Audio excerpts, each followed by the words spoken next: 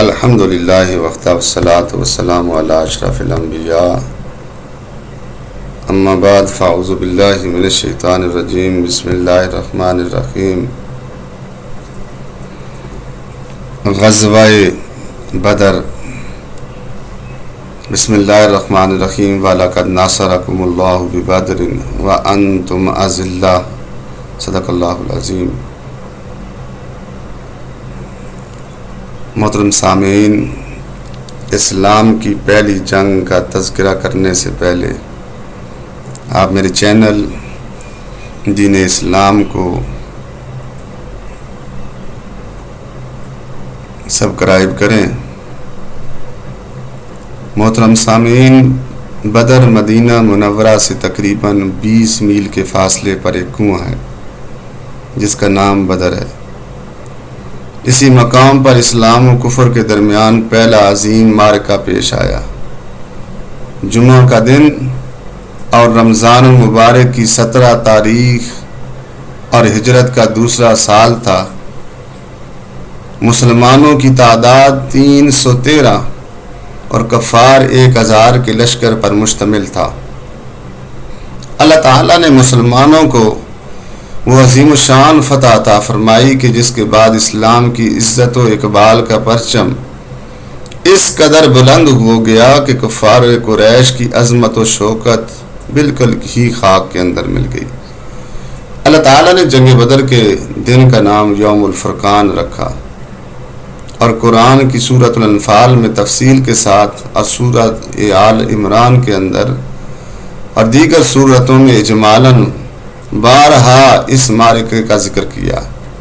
اس جنگ میں مسلمانوں کی فتح مبین کے بارے میں احسان جتلاتے ہوئے خداوند عالم نے قرآن مجید میں سورہ آل عمران کے اندر ارشاد فرمایا کہ وَلَقَدْ نَصَرَكُمُ اللَّهُ بِبَدْرٍ وَأَنْتُمْ أَذِلَّةٌ فَاتَّقُوا اللَّهَ لَعَلَّكُمْ تَشْكُرُونَ، اور اللہ نے تمہاری بدر کے مقام پر مدد فرمائی اس حال میں کہ تم بے سر و سامان تھے، بس تم اللہ سے ڈرتے رہو کہ تم شکر گزار ہو جاؤ۔ غزوہ بدر کے اسباب۔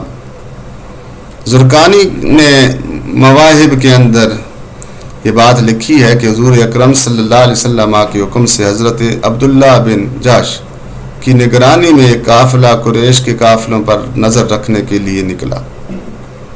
اسی دن کفار کا ایک قافلہ عمرو بن خزرمی کی عمارت میں تجارت سمیت جا رہا تھا۔ صحابہ کرام کے قافلے والوں کی ان سے جھڑپ ہو گئی جس کے نتیجے میں عمرو بن خزرمی قتل ہو گیا۔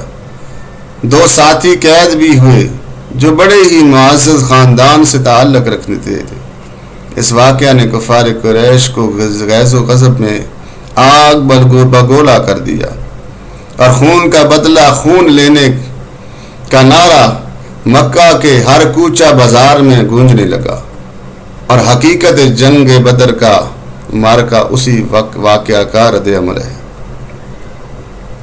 پھر یہ ہوا کہ آقا کریم قریش کے قافلہ کو پکڑنے کے لیے مدینہ منورہ سے جنگی تیاری کے بغیر روانہ ہوئے۔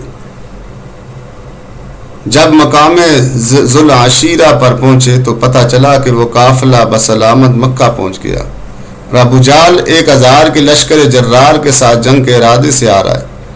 حضور اکرم صلی اللہ علیہ وسلم کو جب یہ اطلاع ملی تو آپ نے صحابہ کرام کو جمع کر کے صورتحال سے آگاہ فرمایا اور ان سے مشورہ طلب کیا۔ چنانچہ مقداد بن عمرو کھڑے ہوئے اور عرض کی، یا رسول اللہ صلی اللہ علیہ وسلم، جو اللہ نے آپ کو حکم دیا ہے آپ وہ کر گزرے، ہم آپ کے ساتھ ہیں، اور اللہ کی قسم ہم آپ کو ویسے نہیں کہیں گے جیسے بنی اسرائیل نے حضرت موسیٰ سے کہا کہ آپ اور آپ کا رب جائیں پس دونوں لڑیں۔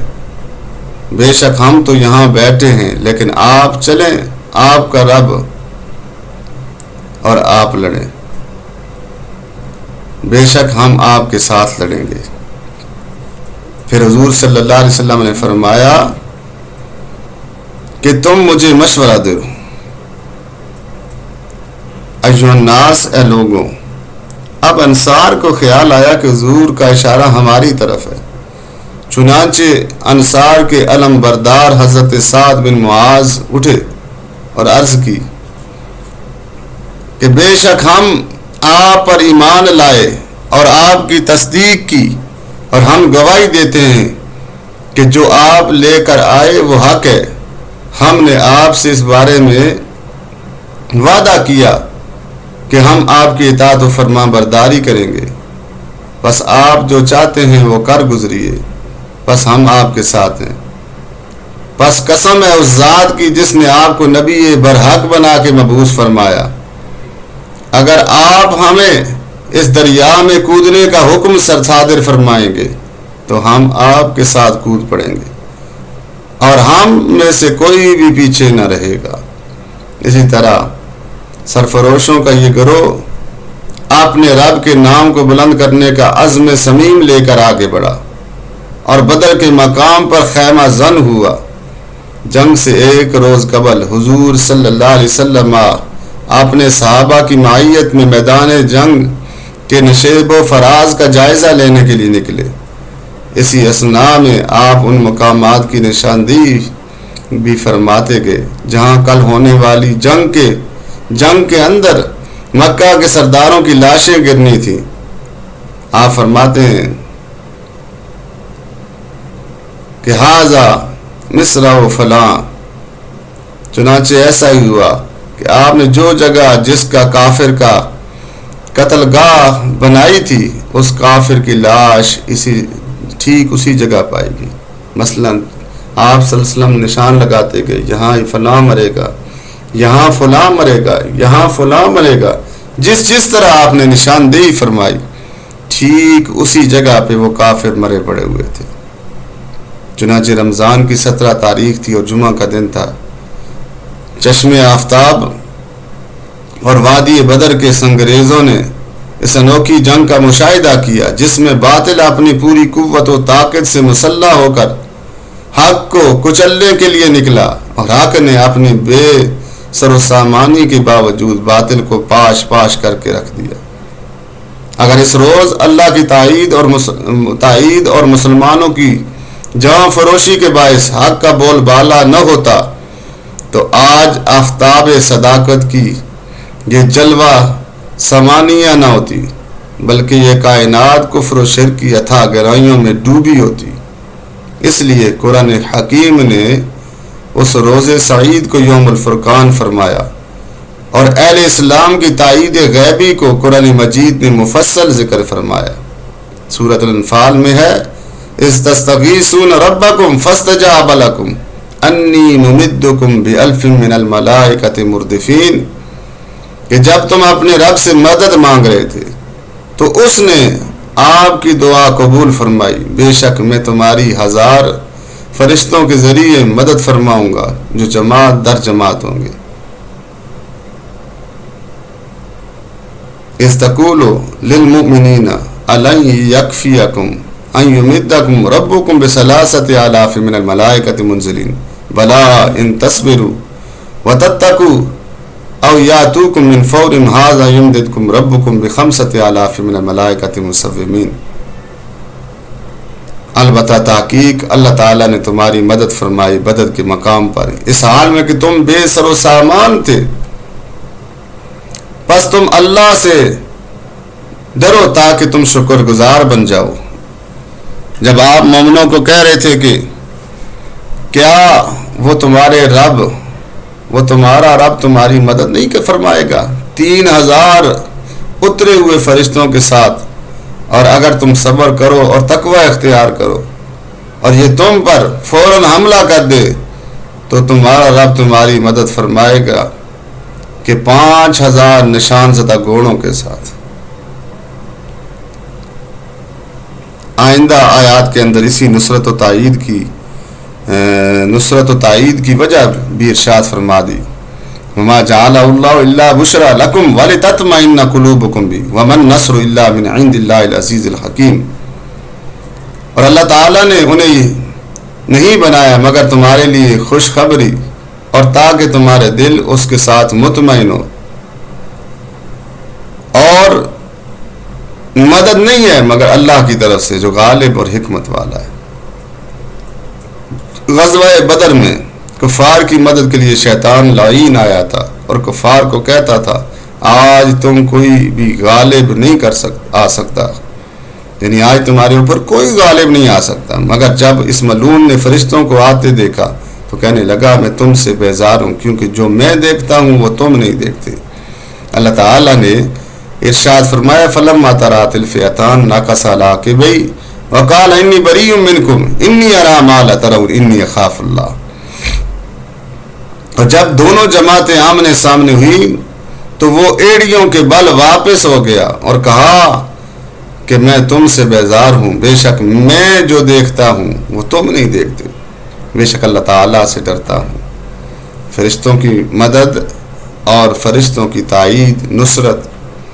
حضرت ابن عباس سے روایت ہے کہ ایک انصاری کسی کافر پر حملہ آور ہونے جا رہا تھا کہ اچانک اس نے کوڑے مارنے اور ایک سوار کی آواز سنی جو کہہ رہا تھا وہ کہہ رہا تھا کہ آگے بڑھو آگے بڑھو۔ تو اس انصاری نے دیکھا کہ وہ کافر گرا پڑا تھا اور اس کا منہ پھٹا ہوا تھا اور اس کی گردن ٹوٹی ہوئی تھی۔ اس کے بعد وہ انصاری آقا کریم صلی اللہ علیہ وسلم کی خدمت میں حاضر ہوا اور جو کچھ مشاہدہ کیا تو عرض کیا آقا کریم، اس نے آقا کریم کے سامنے اس مشاہدے کو عرض کر دیا۔ آقا کریم نے فرمایا یہ سب اللہ کی طرف سے فرشتوں کی مدد تھی۔ اس کے بعد گمسان کی جنگ ہوئی۔ حضرت ابوبکر صدیق رضی اللہ تعالیٰ عنہ کے مقابلے میں ان کے بیٹے عبد الرحمن تلوار کھینچ کر نکلے۔ حضرت عمر کی تلوار اپنے ماموں کے خون سے رنگین ہوئی۔ حضرت امیر حمزہ نے شیبہ کو قتل کیا، حضرت شیر خدا نے ولید کو قتل کیا، اور ابو جہل وہ دو ننھے مجاہدوں معز اور معاذ نے قتل کیا۔ یہ بخاری شریف کے اندر موجود ہے۔ بخاری شریف میں ہے کہ حضرت عبد الرحمن بن عوف فرماتے ہیں کہ جنگ بدر میں اپنے دائیں بائیں معاذ اور معوذ کو دیکھتا ہوں۔ ان میں سے ایک نے کہا اے چچا کیا تم ابو جہل کو پہچانتے ہو؟ میں نے کہا میں جانتا ہوں، مگر تمہیں اس سے کیا کام ہے؟ انہوں نے کہا ہم نے سنا ہے وہ رسول اللہ صلی اللہ علیہ وسلم آپ کو گالیاں دیتا ہے، قسم کھائی ہے مر جائیں گے یا ماریں گے ناری کو، سنا ہے گالیاں دیتا ہے وہ محبوب باری کو۔ حضرت عبد الرحمن فرماتے ہیں کہ ان کی باتیں سن کر خوش ہوا، اتنے میں ابو جہل کو گھوڑا میدان میں دوڑاتے ہوئے دیکھا تو میں نے ان بچوں کو کہا کہ یہ ہے وہ جس کے متعلق تم پوچھتے ہو۔